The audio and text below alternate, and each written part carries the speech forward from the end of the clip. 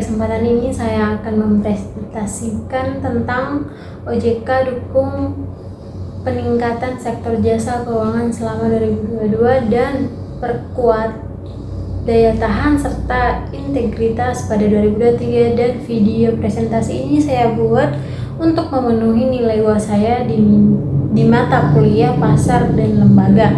Dan sebelumnya itu, perkenalkan, nama saya Tuestianti Deli, NIM 240201010001 dan jurusan manajemen semester 2. Baik, langsung saja.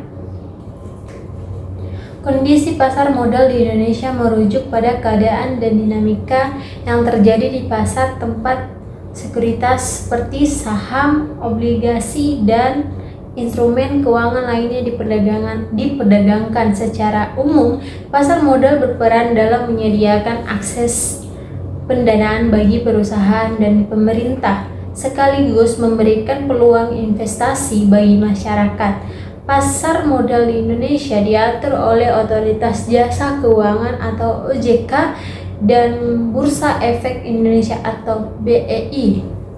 Beberapa faktor yang mengaruhi kondisi pasar modal di Indonesia antara lain: 1. Pertumbuhan ekonomi. Pasar modal di Indonesia dipengaruhi oleh kondisi ekonomi makro. Jika ekonomi Indonesia tumbuh dengan baik, hal ini biasanya meningkatkan kepercayaan investor baik lokal maupun asing untuk berinvestasi di pasar modal. 2. Tingkat suku bunga. Suku bunga acuan yang ditetapkan oleh Bank Indonesia juga berpengaruh besar terhadap pasar modal.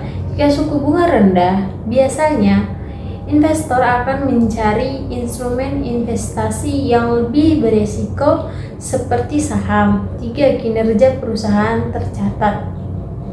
Kinerja emiten atau perusahaan yang terdaftar di Bursa Efek menjadi indikator penting. Laba yang baik dan pertumbuhan yang stabil akan mendorong investor untuk berinvestasi.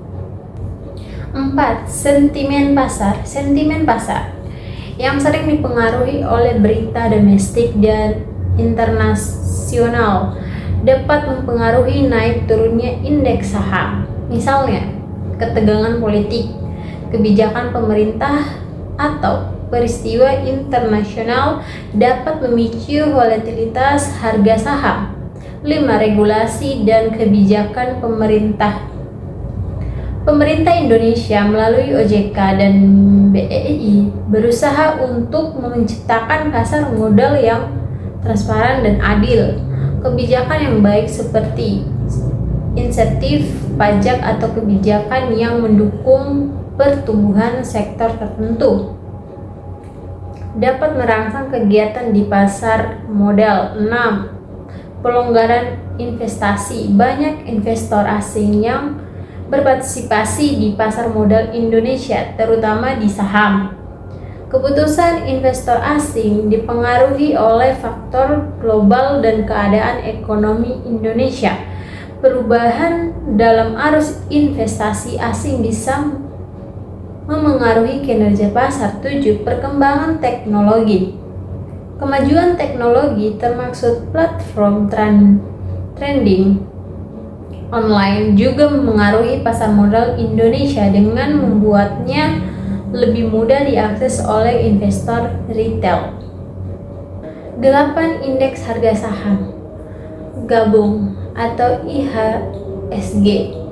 IHSG adalah salah satu indikator utama kesehatan pasar modal di Indonesia. Jika IHSG mengalami kenaikan, itu menunjukkan bahwa secara umum pasar modal Indonesia sedang dalam kondisi positif. 9. Penawaran umum perdana atau IPO. Ketika banyak perusahaan melakukan IPO, pasar modal cenderung aktif. IPO memberikan kesempatan bagi perusahaan untuk memperoleh modal dari masyarakat dan bagi investor untuk membeli saham perusahaan baru. 10. Produk keuangan baru. Kemunculan produk keuangan baru seperti reksadana, obligasi korporasi atau EFF juga memengaruhi dinamika pasar modal, memberikan lebih banyak pilihan bagi investor untuk berinvestasi. Secara keseluruhan, pasar modal Indonesia mengalami perkembangan yang pesat, meski masih menghadapi tantangan seperti ketergantungan pada investasi asing, volatilitas harga yang tinggi, serta kebutuhan untuk meningkatkan literasi keuangan di kalangan masyarakat. Bagaimana kondisi pasar modal saat ini di Indonesia? 1. Analisis kinerja IHSG atau Indeks Harga Saham Gabungan. Pertumbuhan 4,09% ke level 6850,62. Angka ini mencerminkan kinerja yang moderat namun stabil di tengah turbulensi pasar global jika dibandingkan dengan indeks regional seperti STI Singapura yang turun atau Nikkei Jepang yang volatile. IHSG menunjukkan resiliensi level 6850, menandakan pasar masih dalam tren bullish jangka panjang meski momentum melambat. Pertumbuhan ini didorong oleh sektor komoditas perbankan dan consumer goods yang masih solid. 2. Dinamika penghimpunan dana yang luar biasa. Analisis tren kenaikan 40,2% dalam 2 bulan, Oktober ke November, Rp 190,89 juta sampai 226,49 juta. Kenaikan 35,6 triliun dalam sebulan menunjukkan arus masuk yang masih kemungkinan dipicu oleh window dressing menjelang akhir tahun, repatriasi dana investor asing yang mulai optimis. Peluncuran produk investasi baru November ke Desember, Rp 226,49 juta sampai 267,73 juta, akselerasi kenaikan 41,24 triliun. Fenomena ini sangat jarang terjadi dan menunjukkan kepercayaan investor domestik yang menguat. Bonus akhir tahun yang masuk ke pasar modal. Ekspektasi positif untuk tahun 2023. Implikasi makro. Likuiditas pasar yang sangat tinggi, potensi bubble jika tidak diimbangi fundamental. Indikator leading untuk kinerja ekonomi 2023. 3. Paradoks penurunan NAP reksadana. Mengapa NAP turun saat penghimpunan dana naik? Analisis penurunan Rp 524,61 juta sampai 5,462 juta. Faktor struktural, tekanan penembusan. Investor institusi melakukan pencarian untuk kebutuhan likuiditas akhir tahun. Pergeseran alokasi aset, perpindahan dari equity funds ke fixed income atau money market funds. Performance casing, investor pindah dari reksadana underperform ke yang outperform. Faktor teknisi, efek mark to market, penyesuaian nilai portofolio berdasarkan harga pasar, pembagian dividen yang mengurangi NAP. Dampak biaya manajemen, akumulasi biaya pengelolaan sepanjang tahun. Faktor perilaku investor, profit taking, investor mengambil keuntungan setelah tahun yang volatil. Sentimen risk off, preferensi beralih ke instrumen yang lebih aman. Tax harvesting, strategi pajak menjelang akhir tahun. 4. Fenomena 71 emiten baru. Analisis kualitatif IPO market. Sektor yang dominan go public, teknologi dan fintech atau mengikuti tren digitalisasi barang konsumsi atau pemulihan pasca pandemi. Infrastruktur atau didukung program pemerintah, perawatan kesehatan atau momentum pasca Covid. Indikator kesehatan pasar.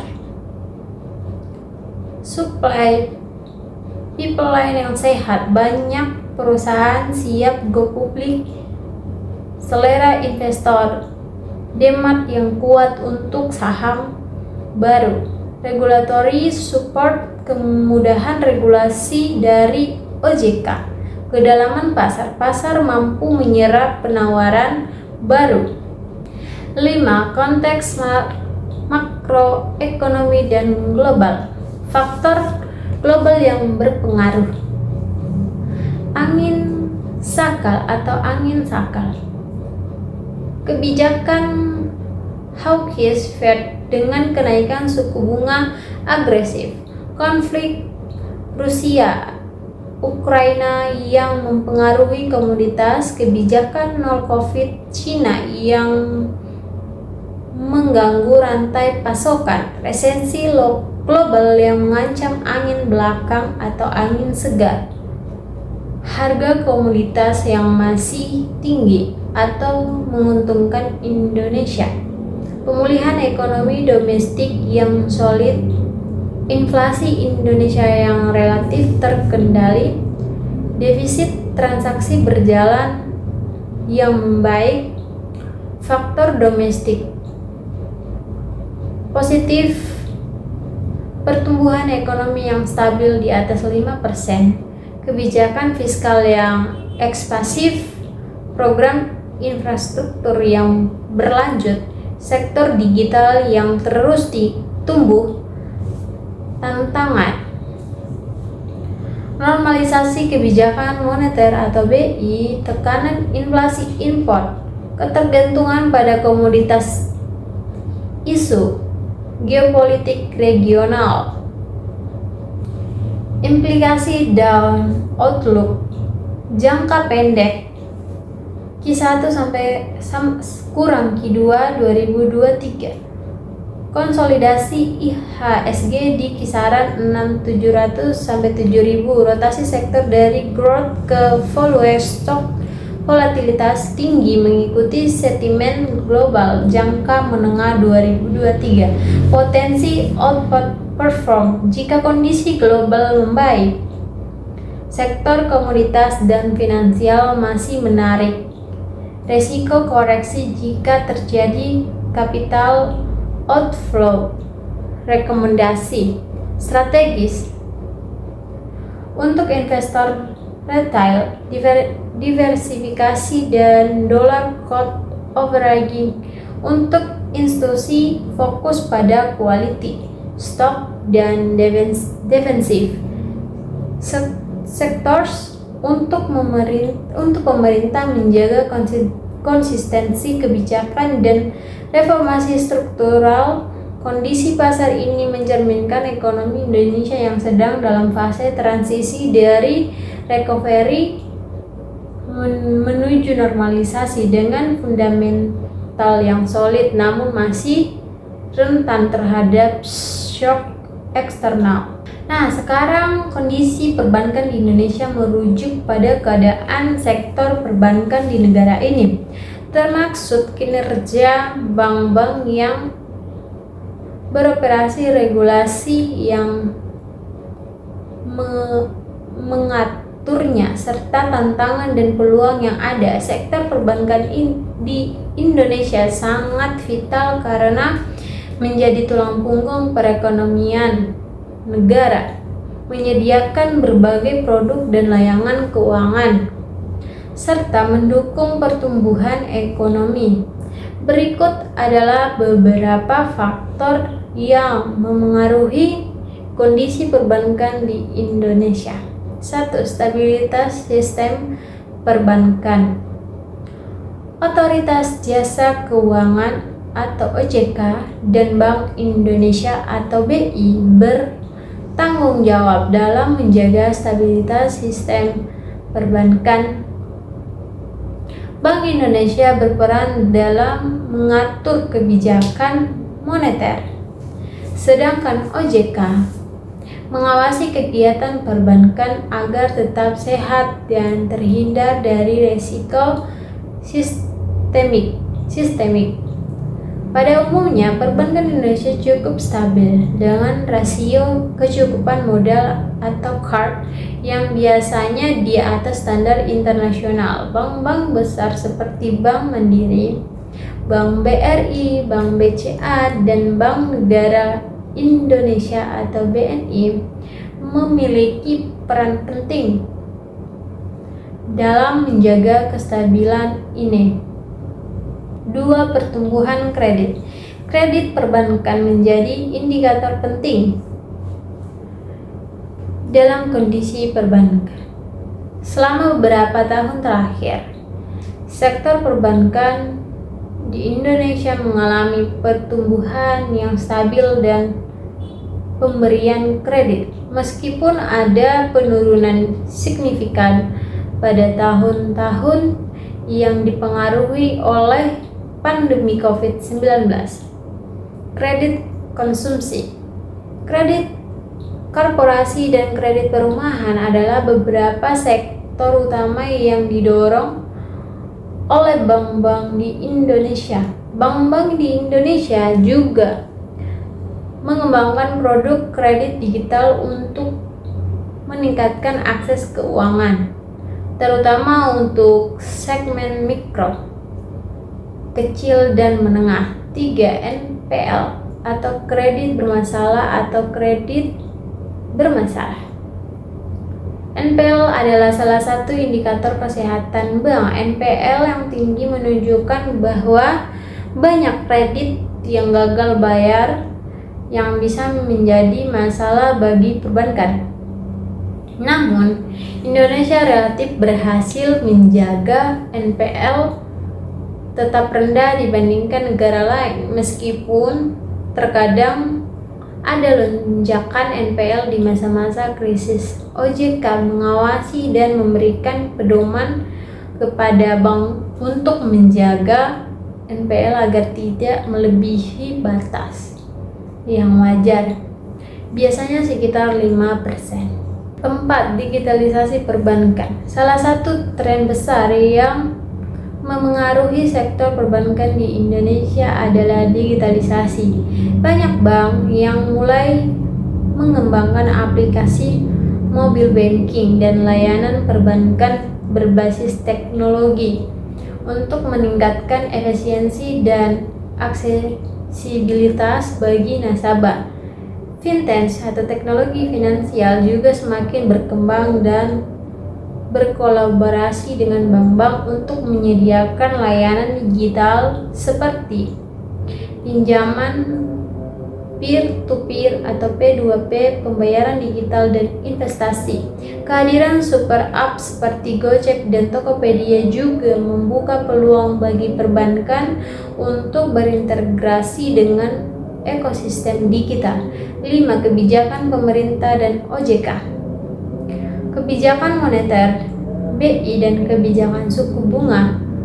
Bank Indonesia mengatur suku bunga acuan BI 7-day reverse repo rate untuk mengontrol inflasi dan kestabilan nilai tukar rupiah. Suku bunga yang rendah mendorong pertumbuhan kredit, sementara suku bunga tinggi digunakan untuk menanggulangi inflasi. Kebijakan OJK yang mendukung inklusi keuangan seperti aturan untuk mendorong bank-bank memberikan kredit kepada UMKM dan memperluas layanan keuangan ke daerah-daerah terpencil juga menjadi faktor penting dalam kondisi perbankan. 6. Inklusi keuangan. Pemerintah Indonesia telah berusaha untuk meningkatkan inklusi keuangan, yaitu memastikan bahwa lebih banyak orang di Indonesia memiliki akses ke layanan perbankan meskipun tingkat inklusi keuangan di Indonesia sudah meningkat, masih ada tantangan besar dalam menjangkau masyarakat di daerah terpencil atau mereka yang belum memiliki akses ke perbankan tradisional. Beberapa bank juga bekerja sama dengan fintech untuk menyediakan produk perbankan yang lebih terjangkau dan mudah diakses oleh masyarakat yang tidak terlayani oleh bank konvensional. 7. Pemulihan ekonomi pasca pandemi. Pandemi COVID-19 sempat mengganggu sektor perbankan dengan adanya lonjakan kredit macet dan penurunan permintaan kredit. Namun, seiring dengan pemulihan ekonomi, sektor perbankan Indonesia mulai menunjukkan tanda-tanda perbaikan didorong oleh kebijakan stimulus fiskal dan moneter dari pemerintah dan BI. Sektor-sektor yang terkait dengan konsumsi seperti retail, rumah tangga, dan UMKM mulai pulih dan memberikan harapan bagi pertumbuhan kredit. 8. Resiko sistemik dan pengawasan. Perbankan Indonesia berhadapan dengan tantangan global seperti perubahan suku bunga internasional, ketidakpastian ekonomi global, serta pergerakan nilai tukar rupiah yang dapat memengaruhi kondisi perbankan. Pengawasan yang ketat oleh OJK dan BI membantu mitigasi risiko ini. OJK menerapkan berbagai aturan dan kebijakan untuk memastikan bahwa bank-bank Indonesia tidak terlalu terpapar risiko sistemik. 9. Keterbukaan dan transparansi. Seiring dengan upaya menjaga stabilitas sektor, perbankan di Indonesia juga semakin memperhatikan aspek transparansi dan keterbukaan informasi. Bank-bank di Indonesia semakin mengadopsi standar internasional dalam hal pelaporan keuangan dan pengungkapan risiko. 10. Transformasi dan kolaborasi dengan fintech. Banyak bank yang kini berkolaborasi dengan startup fintech untuk mempercepat transformasi digital mereka. Hal ini mengarah pada peningkatan akses layanan perbankan bagi masyarakat yang sebelumnya terpinggirkan oleh sistem perbankan tradisional. Secara keseluruhan, kondisi perbankan Indonesia relatif stabil meskipun tetap menghadapi berbagai tantangan yang berhubungan dengan pertumbuhan ekonomi, perubahan teknologi, dan kebutuhan untuk meningkatkan akses keuangan di seluruh lapisan masyarakat.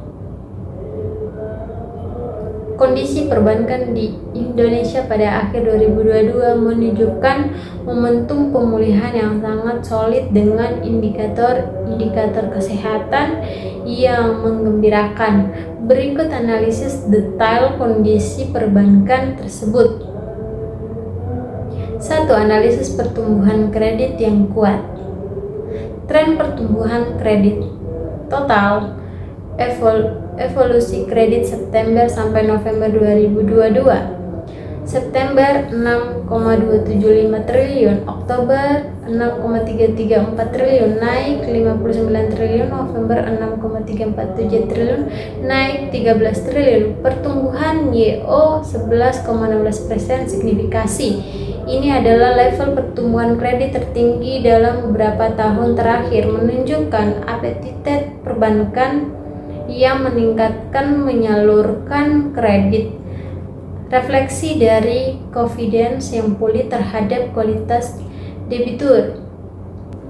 Segmentasi kredit skenario triple win. 1. Kredit investasi 13,15% yield tertinggi. Implikasi ekonomi sektor bisnis mulai ekspansi, tidak hanya survival mode.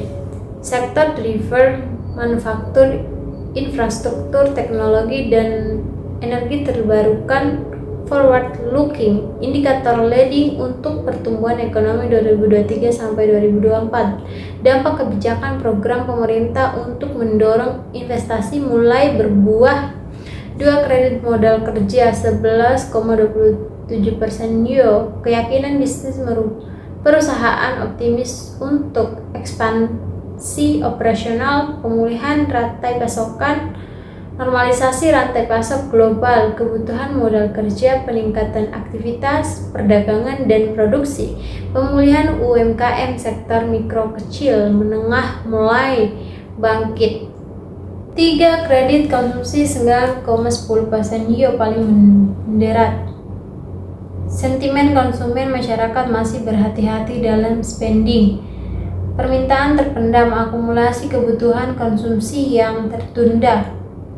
Efek pendapatan real, peningkatan daya beli seiring inflasi yang terkendali, dividen demografi, bonus demografi yang mendorong konsumsi. 2. Dinamika dana pihak ketiga atau DPK, lonjakan likuiditas, tren penghimpunan yang spektakuler.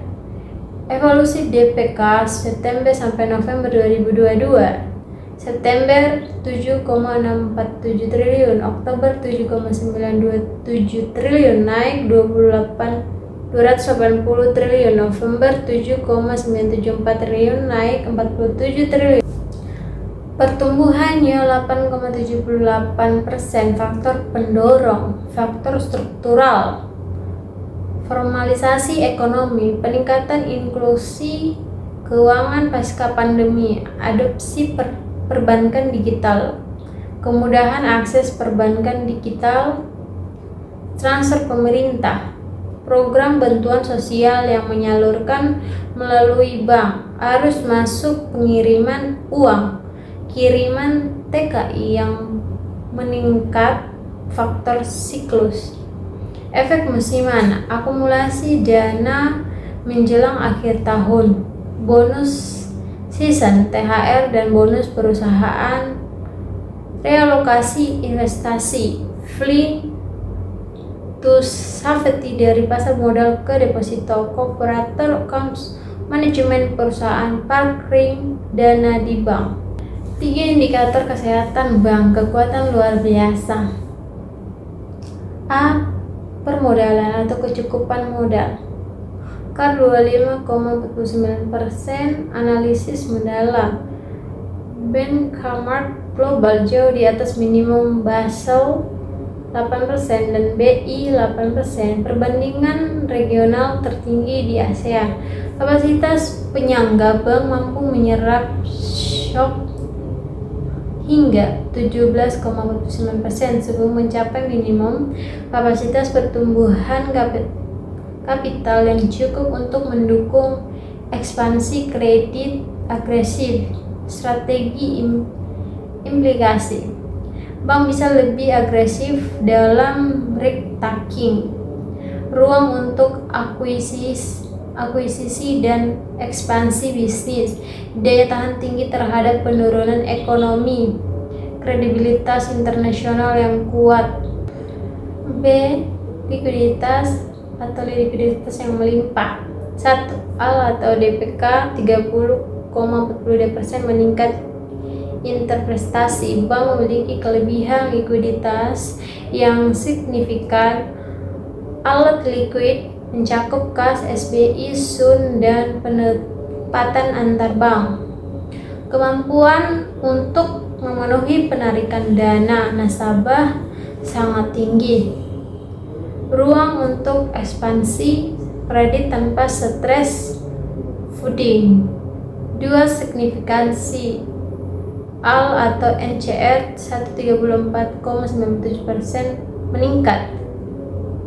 Cakupan deposit non-inti yang sangat baik, ketergantungan rendah pada funding yang volatil, struktur funding yang stabil dan sustainable, manajemen risiko yang prudent. C. Profitabilitas pendapatan berkelanjutan.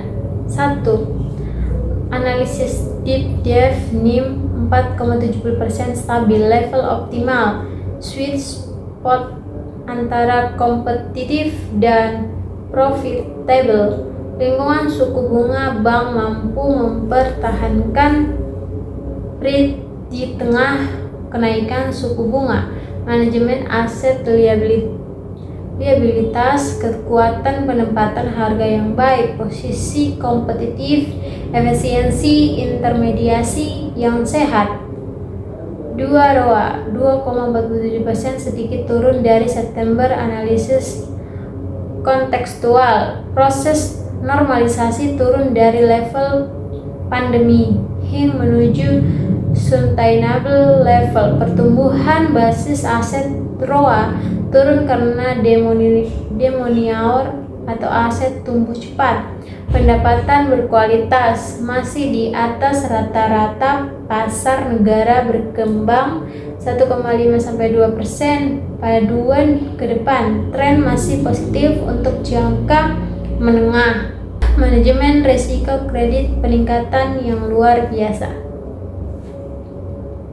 NPL gross trajectory perbaikan berkelanjutan, September 2,78% sampai Oktober 2,72% sampai November 2,65%. Faktor-faktor perbaikan: economic recovery, kondisi bisnis debitur yang membaik, sukses restrukturisasi program restrukturisasi COVID-19 yang efektif, peningkatan koleksi, peningkatan kapabilitas penagihan, penilaian risiko, underwriting yang lebih baik untuk kredit baru, pembandingan BI threshold masih di bawah 5%, zona aman. Konteks sejarah lebih rendah dalam 3 tahun terakhir. Regional comparison kompetitif dengan perbankan ASEAN. Berwawasan ke depan, peningkatan tren masih akan berlanjut. Kredit restrukturisasi COVID-19, exit strategi yang sukses. Restrukturisasi luar biasa, turun dari 13,14 juta menjadi 4,987 juta, turun 13,23 juta. Jumlah nasabah 2,53 juta sampai 2,40 juta, turun 130.000 nasabah. Indikator keberhasilan, tingkat kelulusan banyak debitur yang sudah mampu bayar normal. Keberhasilan latihan restrukturisasi program yang efektif, normalisasi ekonomi, pemulihan sektor real yang berkelanjutan.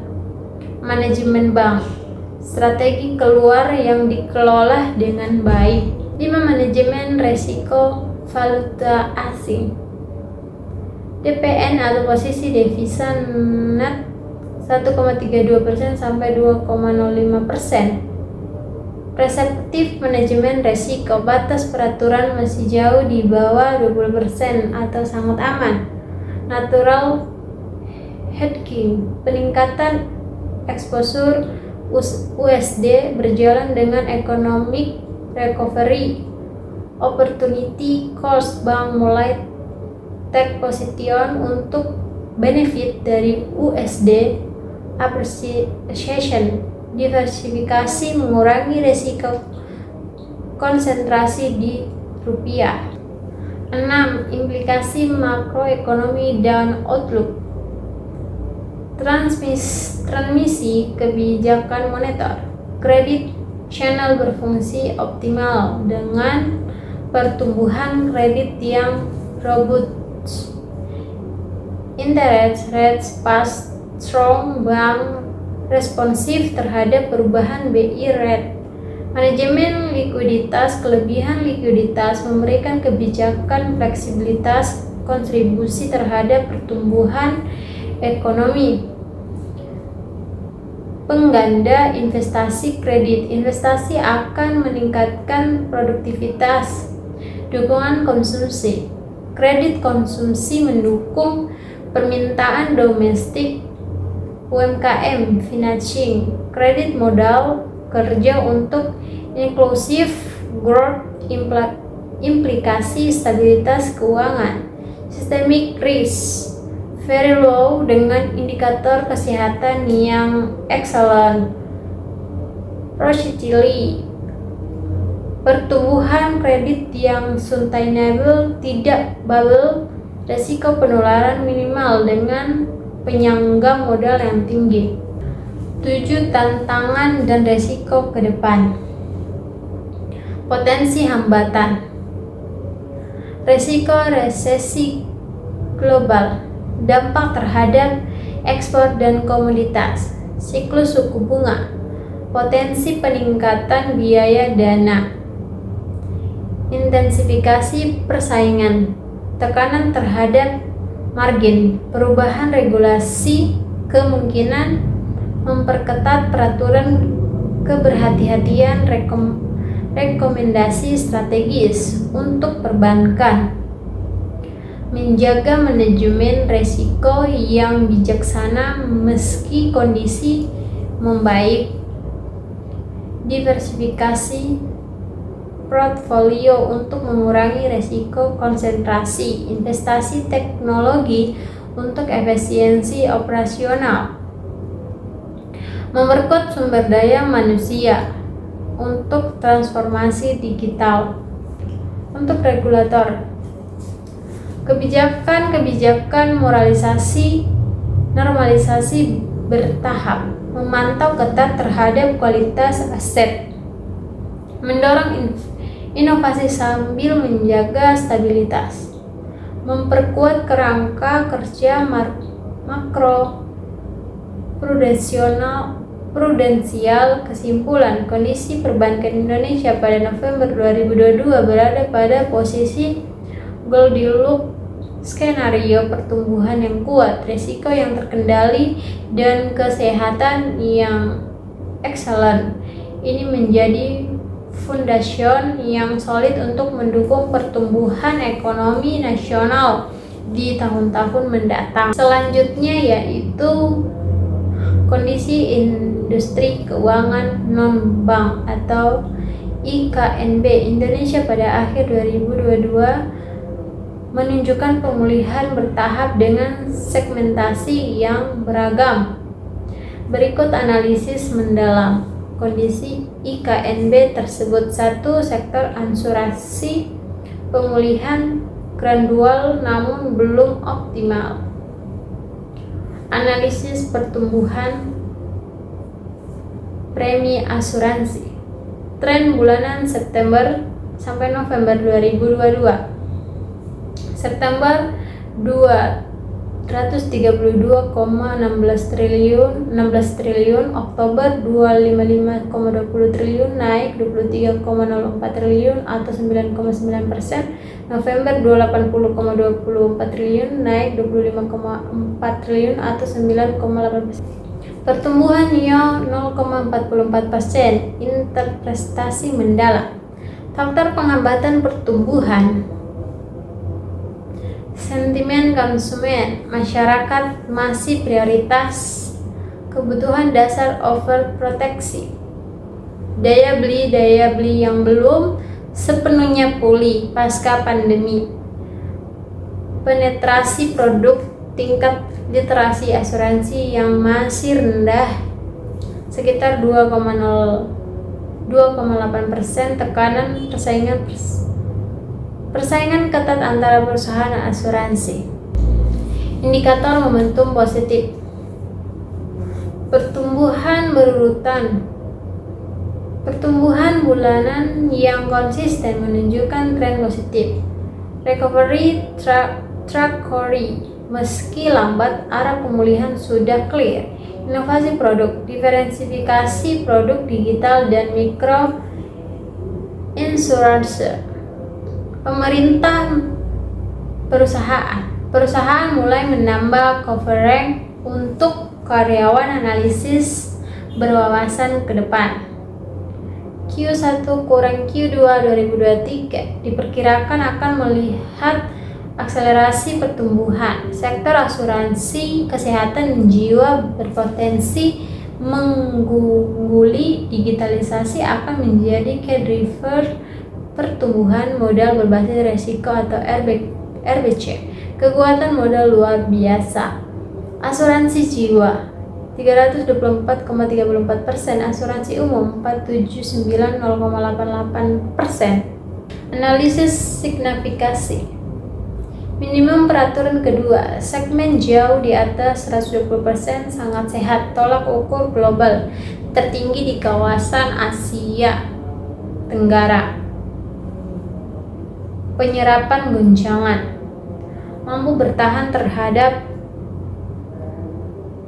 kemerosotan ekonomi yang parah, kapasitas pertumbuhan, modal yang cukup untuk ekspansi agresif, keyakinan investor mencerminkan manajemen risiko yang bijaksana, implikasi strategis.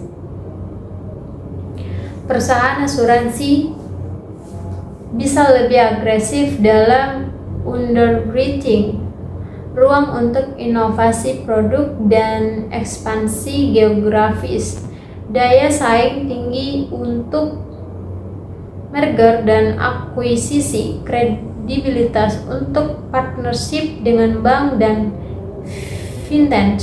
Dua, sektor pembiayaan atau pemulihan spektakuler. Piutang pembiayaan, kisah pertumbuhan yang kuat. Evolusi luar biasa September sampai November 2022. September 397,42 triliun, Oktober 402,64 triliun, naik 5,22 triliun, November 4,9,49 triliun, naik 6,85 triliun, pertumbuhannya 12,96%, kinerja luar biasa. Analisis rincian sektor. 1. Pembiayaan otomatis atau estimasi 40-45% dari total permintaan terpendam. Akumulasi kebutuhan kendaraan selama pandemi. Esai kredit terms yang kompetitif dari multi-finance. Keyakinan ekonomi masyarakat optimis terhadap pendapatan masa depan. Peluncuran produk baru, modal kendaraan baru yang menarik konsumen. 2. Pembiayaan konsumen atau estimasi 25-30%. Elektronik dan peralatan boom, pembelian gadget dan peralatan rumah tangga, lifestyle spending recovery dalam kategori discretionary spending, integrasi e-commerce, kemudahan check out dengan pembiayaan instan, millennial market, target pasar yang tech savvy dan kredit friendly. 3. Pembiayaan properti estimasi 15-20%. Permintaan perumahan, program KPR bersubsidi yang menarik investment properti, spekulasi properti sebagai hedge inflation, pembiayaan pengembang, modal kerja untuk pengembangan proyek. 4. Pembiayaan UKM estimasi 10-15%. Pemulihan bisnis UMKM yang membutuhkan modal kerja untuk rebound, dukungan pemerintah, program kredit bersubsidi untuk UMKM. Pembiayaan rantai pasokan, pembiayaan rantai pasok yang pulih, manajemen resiko, kinerja luar biasa. Tren pembiayaan bermasalah atau NPF September 2,58%, Oktober 2,54%, November 2,48%. Faktor peningkatan kualitas ekonomi, recovery, kondisi debitur yang membaik, peningkatan koleksi, digitalisasi proses pengumpulan, risk assessment, better underwriting dengan AI dan ML, Sistem peringatan dini, akun masalah, identifikasi proaktif. Gearing ratio leverage konservatif konsisten di 2,0 kurang 2,01 kali maksimum 10. Manajemen keuangan yang bijaksana. Pendekatan konservatif, manajemen yang menghindari resiko. Diversifikasi pendanaan, berbagai sumber pendanaan. Penyangga likuiditas, manajemen arus kas yang memadai. Kepatuhan terhadap regulasi, kepatuhan yang kuat terhadap persyaratan OJK. 3. Dana pensiun, pertumbuhan jangka panjang yang stabil. Pertumbuhan aset dikelola. Evolusi AUM September 337,50 triliun, Oktober 338,371 triliun, naik 1,21 triliun, November 341,87 triliun, naik 3,16 triliun. Pertumbuhan yield 5,06%, stabil seperti yang diharapkan. Pendorong pertumbuhan. Kontribusi wajib, iuran rutin dari peserta aktif. Pengembalian investasi, kinerja portofolio yang stabil, peserta baru, peningkatan kepesertaan program pensiun, dividen demografi, tenaga kerja yang terus bertambah, strategi alokasi aset. Konservatif, mayoritas, fixed income untuk stabilitas, exposure, ekuitas, porsi saham untuk pertumbuhan jangka panjang, investasi alternatif, real estate dan infrastruktur untuk diversifikasi investasi asing, diversifikasi internasional untuk mitigasi risiko. 4. Vintage P2P leading pertumbuhan eksplosif. Pinjaman terutang. Revolusi digital, lintasan pertumbuhan spektakuler. September 48,74 triliun, Oktober 49,33 triliun, naik 0,59 triliun, November 50,30 triliun, naik 0,97 triliun. Pertumbuhan yield 72,68%. Analisis game Changer. Faktor pertumbuhan eksponensial. 1. Penetrasi pasar. Underbank melayani segmen yang tidak terlayani bank UMKM. Fokus pembiayaan untuk usaha mikro dan kecil. Persetujuan cepat. Proses persetujuan yang cepat atau menit vs hari. Dokumentasi minimal KYC yang disederhanakan tapi tetap sesuai. 2. Keunggulan teknologi digital natif, platform yang ramah penggunaan dan diakses 24/7. Data analitik, kredit scoring menggunakan alternatif data mobile freeze, dioptimalkan untuk menggunakan smartphone. API integration, seamless integration dengan e-commerce, digital wallets. 3. Inovasi produk. Pinjaman mikro, pinjaman kecil untuk kebutuhan urgent. Invoice financing, model kerja berdasarkan invoice. Pembiayaan rantai pasokan, pembiayaan sepanjang rantai pasok. Pinjaman gajian, uang muka untuk karyawan. 4. Dukungan peraturan. 1. Clear framework regular OJK yang jelas dan suportif. Peraturan sandbox, tempat pengujian untuk inovasi. Perlindungan konsumen.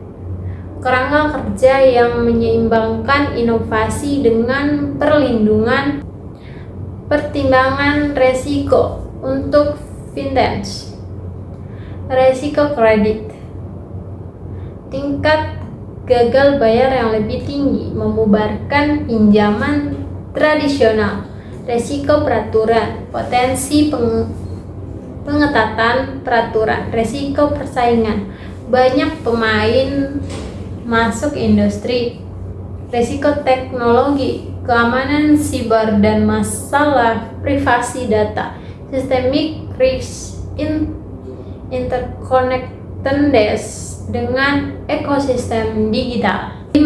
Analisis komparatif segmen IKNB. Matriks kinerja, segmen tingkat pertumbuhan, tingkat resiko, kekuatan modal, outlook, asuransi 0,44% lambat, sangat rendah, sangat baik 300% RBC, pemulihan bertahap, pembiayaan 12,96% kuat, rendah, bagus 2 kali gearing, pertumbuhan yang berkelanjutan, dana pensiun 5,06% mantap, sangat rendah, kadang pertumbuhan yang konsisten, pinjaman P2P 72,68% bahan peledak, sedang sampai tinggi, variabel, pertumbuhan tinggi atau resiko tinggi, implikasi makroekonomi dan sistemik, kontribusi untuk pendalaman keuangan, alternatif pendanaan, mengurangi ketergantungan pada bank, inklusi keuangan melayani, segmen unbucket atau under bucket, pertumbuhan ekonomi mendukung konsumsi dan investasi, pendorong inovasi, mendorong digitalisasi sektor keuangan, penilaian resiko sistemik, interconnectedness, likely dengan sektor perbankan masih terbatas, ukuran relatif terhadap PDB IKNB masih relatif kecil vs sektor perbankan, pengawasan regulasi, pengawasan yang memadai dari OJK, risiko penularan minimal tapi perlu monitoring untuk vintage, implikasi kebijakan, kalibrasi regulasi, keseimbangan antara inovasi dan stabilitas, perlindungan konsumen, memperkuat literasi dan kerangka perlindungan, pengembangan pasar mendorong persaingan yang sangat sehat, dukungan infrastruktur digital untuk mendukung pertumbuhan. 7. Prospek dan rekomendasi strategis, prospek jangka pendek 2023, asuransi akselerasi bertahap, target pertumbuhan 3-5%, pembiayaan pertahanan pertumbuhan yang kuat, awasi kualitas kredit, dana pensiun, pertumbuhan stabil, sejalan dengan PDB, P2P lending, pertumbuhan tinggi yang berkelanjutan dengan regulasi yang meningkat, tantangan jangka menengah, lingkungan suku bunga, kenaikan suku bunga memengaruhi biaya pendanaan, perlambatan ekonomi, resiko resesi global, pengetatan peraturan, potensi pengawasan yang lebih ketat, disrupsi teknologi, kebutuhan konstan akan inovasi, rekomendasi strategis untuk industri. berinvestasi besar-besaran dalam transformasi digital, memperkuat kemampuan manajemen risiko, fokus pada customer experience dan retention, bangun kemitraan strategis dengan pertumbuhan teknologi untuk regulator, mengembangkan regulasi proporsional untuk profil risiko yang berbeda, meningkatkan kerangka kerja perlindungan konsumen, mempromosikan persaingan yang sehat, pantau risiko sistemik dari pertumbuhan vintage yang cepat. Kesimpulan IKNB, Indonesia menunjukkan multi-speed recovery dengan vintage sebagai growth engine, pembiayaan sebagai steady performer, dana pensiun sebagai stabilitas acuan, dan asuransi sebagai gradual recovery. Diversitas ini memberikan resilience terhadap shock sekaligus opportunity untuk financial deepening yang berkelanjutan. Seterusnya, kebijakan OJK 2022.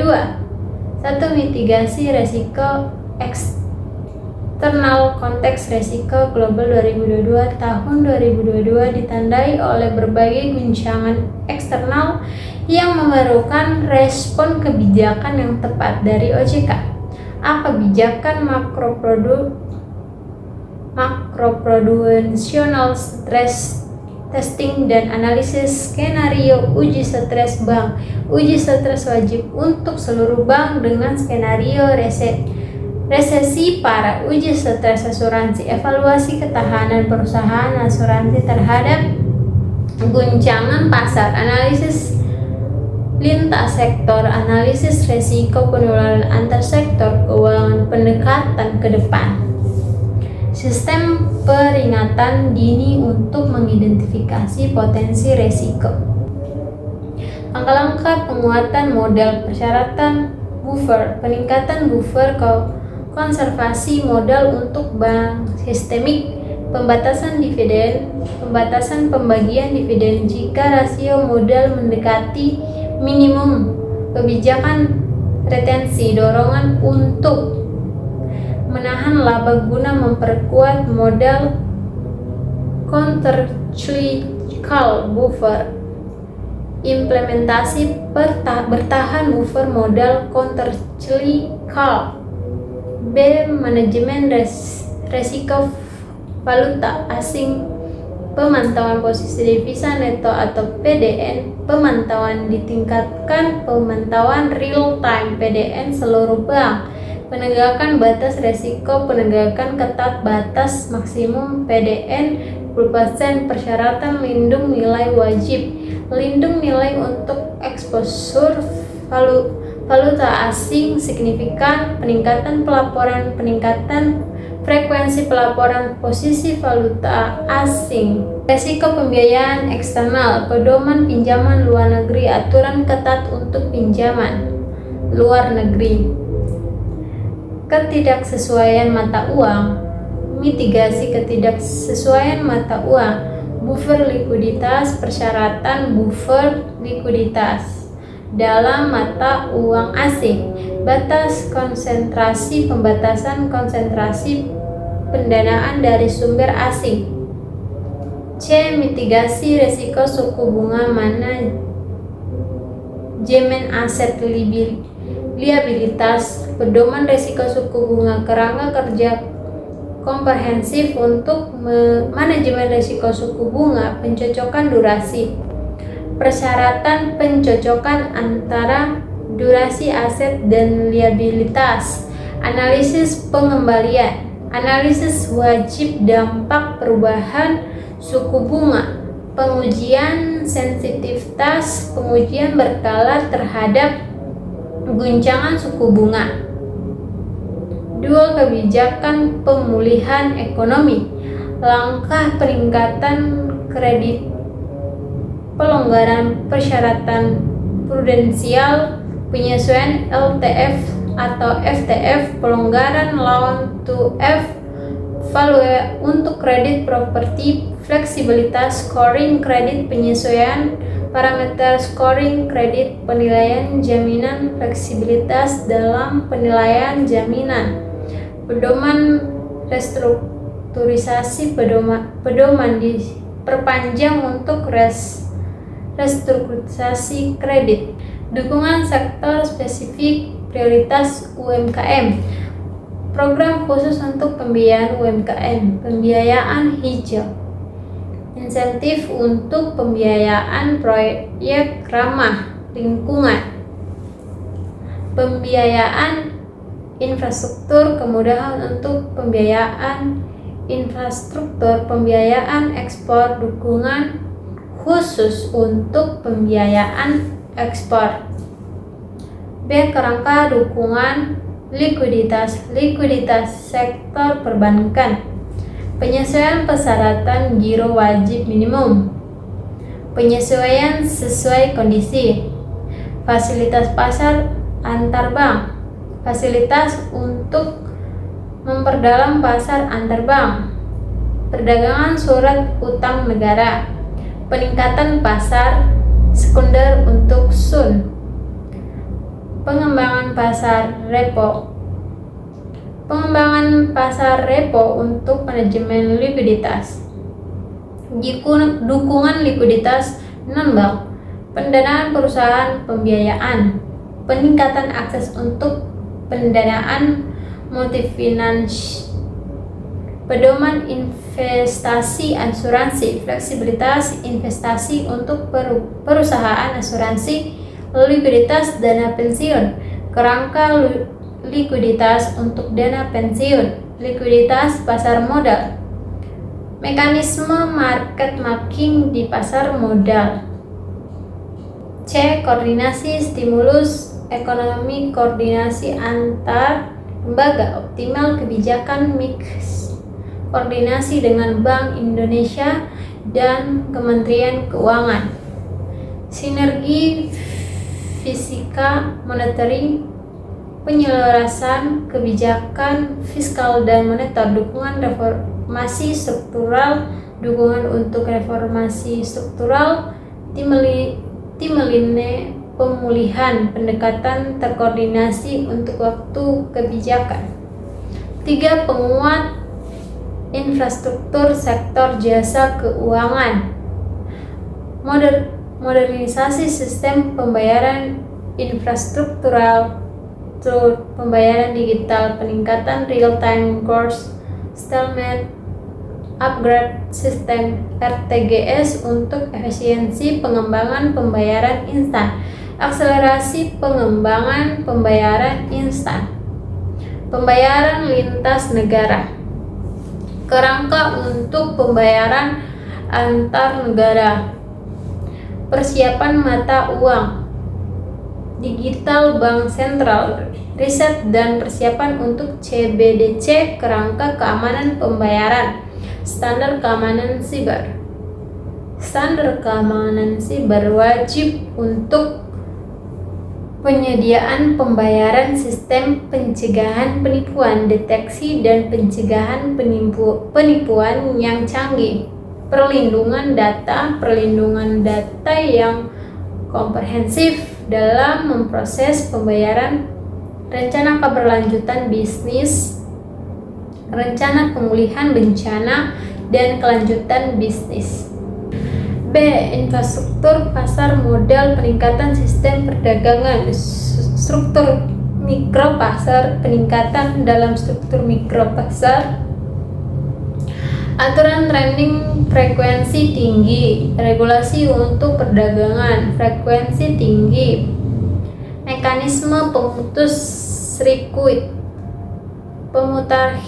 pemutakhiran pemutusan sirkuit untuk volatilitas pasar, sistem penyelesaian implementasi penyelesaian T+2 dan persiapan untuk T+1, infrastruktur dasar data pasar, distribusi data real time, Penyediaan data pasar secara real time, manajemen data historis.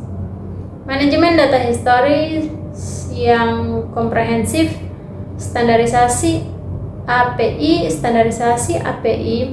untuk akses pasar, infrastruktur cloud, migrasi ke infrastruktur berbasis cloud. C. Integrasi pasar, keunggulan integrasi lintas sektor, keterkaitan perbankan, pasar modal, peningkatan integrasi antar bank dan pasar modal, keterkaitan asuransi investasi, koneksi antara asuransi dan produk investasi, dan pensiun, pasar modal, integrasi dana pensiun dengan pasar modal, integrasi fintech, kerangka integrasi fintech dengan keuangan tradisional, integrasi regional, integrasi keuangan ASEAN, partisipasi dalam integrasi keuangan ASEAN, perdagangan lintas batas, kerangka untuk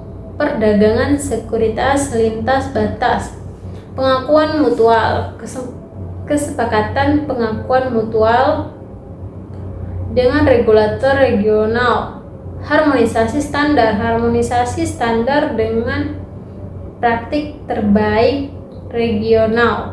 4. Penguatan pengawasan dan integritas pasar, teknologi pengawasan atau subtext, implementasi analitik canggih, pengawasan berbasis AI, implementasi AI untuk analisis risiko real time, aplikasi pembelajaran mesin untuk mendeteksi pola aktivitas mencurigakan, analitik big data, pemanfaatan big data untuk wawasan pengawasan, pemodelan prediktif, model prediktif untuk sistem peringatan dini, adopsi RegTech, pelaporan otomatisasi pelaporan dari entitas yang diawasi, pemeriksaan digital, alat digital untuk pemeriksaan pengawasan, dashboard resiko, dashboard pemantauan resiko secara real time, otomatisasi kepatuhan regulasi, alat untuk pemeriksaan kepatuhan otomatis. B. Pengawasan perilaku pasar, pemantauan perdagangan, deteksi manipulasi pasar, sistem canggih untuk deteksi manipulasi pasar, pemantauan insiden trending, pemantauan yang diperkuat untuk insiden trending, pengawasan perdagangan frekuensi tinggi, pengawasan khusus atau untuk HFT, pengawasan lintas pasar, pengawasan terintegrasi di berbagai pasar. Tentu berikut kelanjutannya. Manajemen risiko perilaku, pedoman praktik, penjualan pedoman, komprehensif untuk praktik penjualan, tata kelola produk, kerangka kerja untuk desain dan distribusi produk, prinsip perlakuan adil, implementasi prinsip perlakuan adil terhadap konsumen, manajemen konflik kepentingan, pengelolaan konflik kepentingan yang lebih baik. C. Penilaian resiko terintegrasi, pemantauan resiko sistematik, penilaian makroprudensial, penilaian rutin terhadap resiko sistemik, analisis resiko lintas sektor, analisis resiko yang melibatkan banyak sektor, pemetaan keterhubungan dan sistem keuangan, koordinasi uji stres di seluruh sektor. 5. Perlindungan konsumen dan inklusi keuangan, peningkatan perlindungan konsumen, transparansi produk, pengungkapan produk yang standar dan wajib, peringatan resiko yang jelas untuk produk beresiko tinggi. Transparansi biaya. Struktur biaya yang transparan untuk semua produk keuangan pelapor kinerja. Pelaporan kinerja untuk rutin untuk produk investasi, sistem penanganan keluhan, penguatan sistem ombudsman, platform pengaduan online, platform digital untuk pengaduan konsumen, penyelesaian cepat, proses penyelesaian cepat untuk keluhan sederhana, kerangka tindakan kerangka kerja untuk tindakan hukum, kelompok dalam perlindungan konsumen, perlindungan lansia, perlindungan khusus untuk konsumen lanjut usia, perlindungan konsumen berpenghasilan rendah, perlindungan yang disesuaikan untuk konsumen berpenghasilan rendah, dukungan literasi digital, program untuk meningkatkan literasi keuangan digital, produk yang terjangkau, persyaratan untuk produk keuangan yang dapat diakses, program inklusi keuangan layanan keuangan digital, ekspansi perbankan seluler, program ekspansi mobile banking ke daerah pedesaan, pengembangan perbankan, agen pengembangan jaringan agen perbankan, integrasi dompet digital dengan sistem keuangan formal, standarisasi kode QR untuk pembayaran tanpa hambatan, pengembangan pembiayaan mikro, pembiayaan UMKM, program khusus untuk pembiayaan UMKM, dukungan pengusaha perempuan, pembiayaan pertanian, pembiayaan yang disesuaikan untuk sektor pertanian, pengembangan koperasi, dukungan untuk lembaga keuangan koperasi, literasi keuangan, program literasi keuangan nasional, program literasi keuangan nasional yang komprehensif, pendidikan berbasis sekolah, integrasi literasi keuangan dalam kurikulum pendidikan, penyuluhan komunitas pendidikan keuangan berbasis komunitas, pendidikan platform digital, platform online untuk pendidikan keuangan. 6. Penegakan pengawasan hukuman, kerangka penegakan regulasi sanksi dan denda sanksi bertahap, implementasi sistem sanksi bertahap, denda perusahaan, kerangka denda perusahaan yang diperkuat, akuntabilitas individu, langkah-langkah akuntabilitas individu yang lebih kuat, persyaratan restitusi wajib untuk kerugian konsumen, kemampuan investigasi forensik digital, kemampuan forensik digital yang canggih, investigasi lintas batas kerja sama untuk investigasi lintas batas perlindungan pelapor, program perlindungan whistleblower, komprehensif pengumpulan intelijen, kemampuan pengumpulan intelijen yang diperkuat, penegakan integritas pasar, pencegahan penyalahgunaan pasar, pemantauan real time untuk penyalahgunaan pasar, pengakuan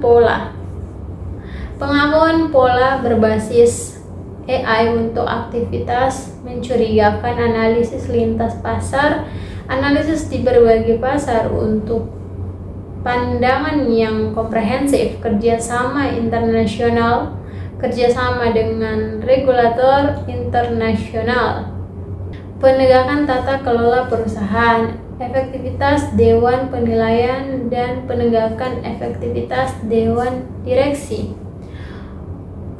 kompensasi eksekutif, pengawasan terhadap praktik kompensasi eksekutif transaksi pihak terkait, pengawasan yang ketat terhadap transaksi pihak terkait, kepatuhan, pengungkapan, penegakan yang lebih kuat terhadap kewajiban pengungkapan. C. Anti pencucian uang atau AML, kerangka AML atau CFT, pendekatan berbasis risiko, implementasi pendekatan AML berbasis risiko, pengungkapan kepemilikan manfaat, persyaratan untuk pengungkapan kepemilikan manfaat, pelaporan transaksi mencurigakan, peningkatan pelaporan transaksi mencurigakan, kepatuhan terhadap standar internasional, keputusan terhadap standar AML internasional. 7. Penguatan tata kelola dan akuntabilitas, peningkatan tata kelola perusahaan, tata kelola dewan, persyaratan direksi independen, peningkatan persyaratan untuk direksi independen, diversitas dewan, promosi keberagaman dewan termasuk keberagaman gender, kompetensi dewan, persyaratan kompetensi untuk anggota dewan.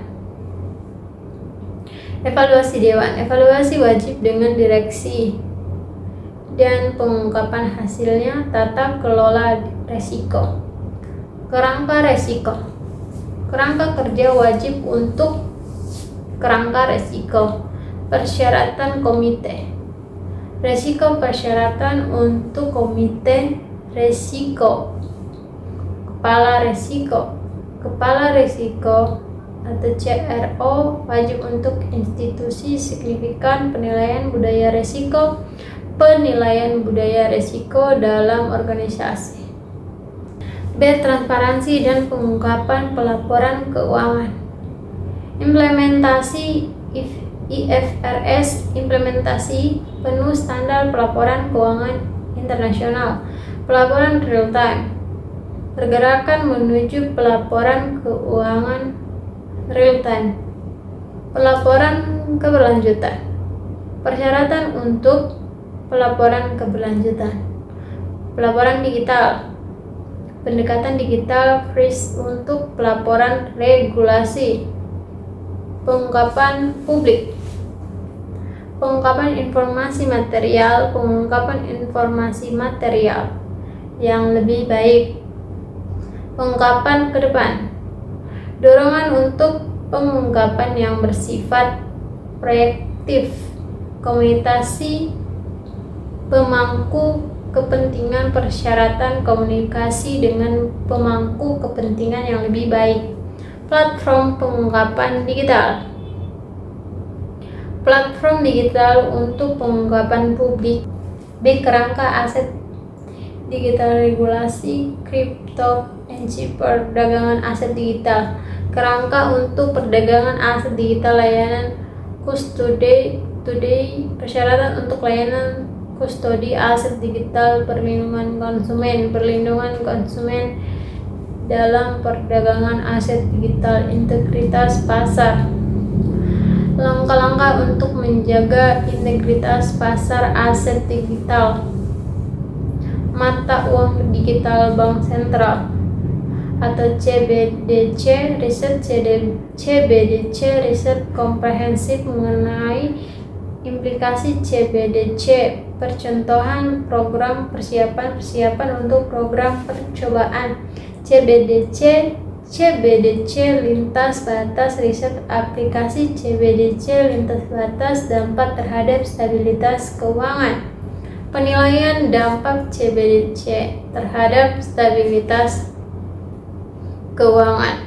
C. Peningkatan keamanan siber sektor wide, kerangka ketahanan siber, kerangka ketahanan siber komprehensif.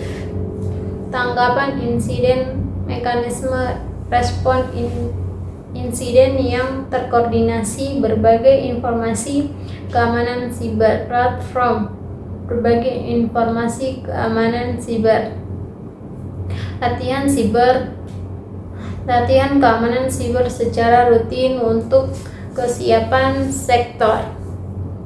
Perlindungan data pribadi, implementasi regulasi perlindungan data pribadi, lokalisasi data, persyaratan lokalisasi data, tata kelola data, kerangka tata kelola data, dan layanan keuangan.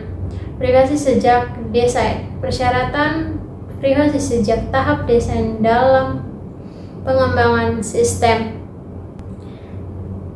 Timeline, implementasi dan ukuran keberhasilan jangka pendek 2022 sampai 2023. Implementasi langkah respon krisis segera. Peluncuran inisiatif digital prioritas. Penguatan kerangka perlindungan konsumen, peningkatan teknologi pengawasan.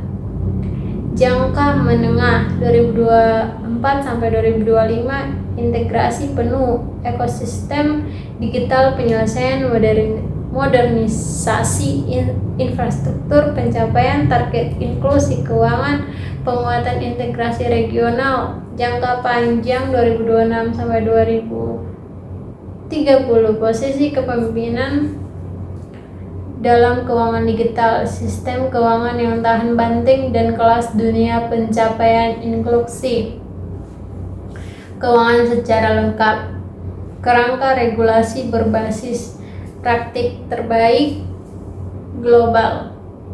Kebijakan OJK 2022 ini menunjukkan pendekatan adaptif resilience yang mengombinasikan respon krisis, peningkatan struktural, dan inovasi yang berorientasi masa depan untuk membangun sistem keuangan yang tangguh, inklusif, dan visioner. Kebijakan ini tidak hanya bertujuan untuk memperbaiki kondisi saat ini, tetapi juga untuk mempersiapkan sektor keuangan Indonesia menghadapi tantangan masa depan. Selanjutnya yaitu program edukasi dan perlindungan konsumen. Menurut opini saya, program edukasi dan perlindungan konsumen OJK bertujuan untuk meningkatkan literasi keuangan masyarakat dan melindungi hak-hak konsumen di sektor jasa keuangan.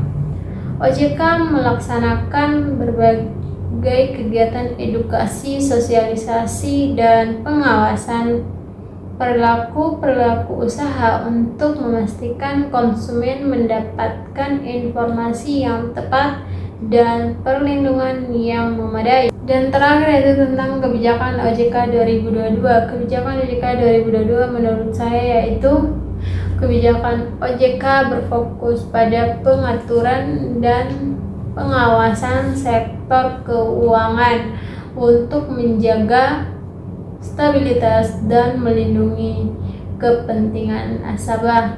Selain itu, OJK mendorong digitalisasi dan edukasi keuangan untuk meningkatkan literasi masyarakat dalam mengelola keuangan. Jadi sekian saja video presentasi dari saya.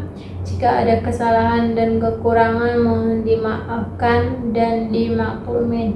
Untuk itu saya Tresdianti Dewi pamit undur diri.